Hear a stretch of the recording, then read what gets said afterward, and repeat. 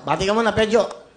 Binabati ko po, unang-una sa lahat, ang aking mahal na asawa, ang nasa ibang bansa, at lahat ng mga tanod ng taga-Antipolo, kasama kong volunteer. Maraming salamat po, binabati ko kayo. Naluluha ka kasi, Mang Pedyo. Mukhang luha ba ng kaligayahan yan? Kalungkutan lang po, sir. Nga, sa buhay ko ngayon, ako yung ama't ina ng aking mga pamilya, ng aking mga anak.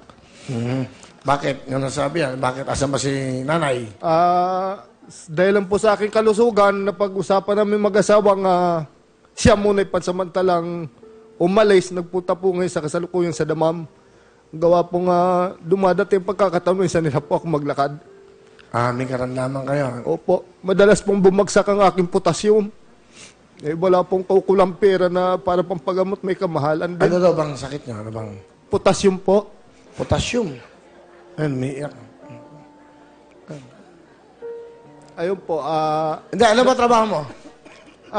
Nung nandito pa po sir ang aking asawa, ako po'y nasa isang company sa waterproofing dyan, Owen Martin. So, ang misis mo ngayon nasa Damam? Nasa Damam po. Damam, ano ginagawa niya ron?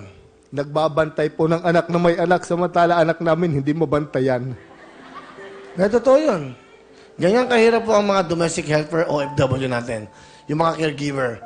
Para mabigyan ng magandang kinabukasan ng mga anak nila, ibang pamilya at ibang anak ka pa nagsisilbihan. Yan no, ganyan kahirap. Isipin nyo, nag-aalaga ka ng anak na hindi mo anak. Pero ang sarili mong anak, inilalako mo sa ibang tao. Mabuti na lang, nandiyan kayo. Ilan ang anak nyo? 2 po. Ang anak ko po ngayon, yung isa po ang kasama ko ngayon. May kasama ka, pakilala mo sa amin. Ang pinakikilala ko po, ang aking butihing anak, si Brex. Brex! Basta! Ayos lang po, Kuya Will. Ilan taon ka na? 12 po. Nag-aaral? Opo. Ano gusto mo sabihin sa papa mo?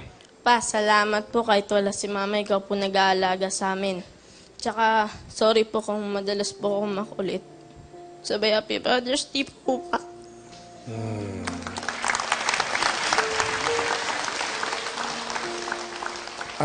Tingnan mo yung camera, Briggs. Gusto mo ang nanay mo nag-aalaga ng ibang anak. Ando sa Damam. Ano gusto mo sabihin? Yan, para matuwa, mapapanood ka nito. May mensahe ka ba sa mama mo? Importante para naman sumigla. Pag nakita ka niya, sumaya. Ma, kailan ka po babalik?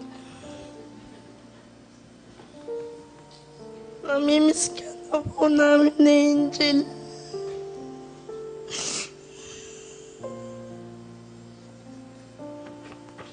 Matagal mo naman hindi nakikita si mama mo? Ako po. Nung Pasko, nakasama niyo ba siya? Di po. Kailan ba birthday mo? November 10 po.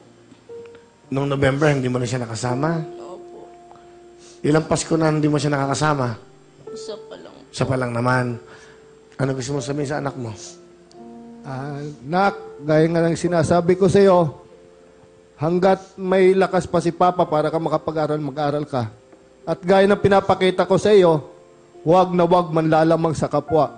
Dahil ang panlalamang sa kapwa, walang idudulot na maganda.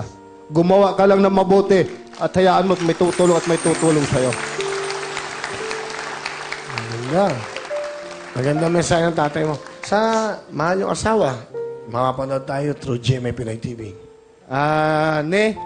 Kung sakali mang nakakapanood ka ngayon, at nandito ako, at maglalaro, at para pandagdag mo lang pambili ng gamit ng bata, at sana mapanood mo.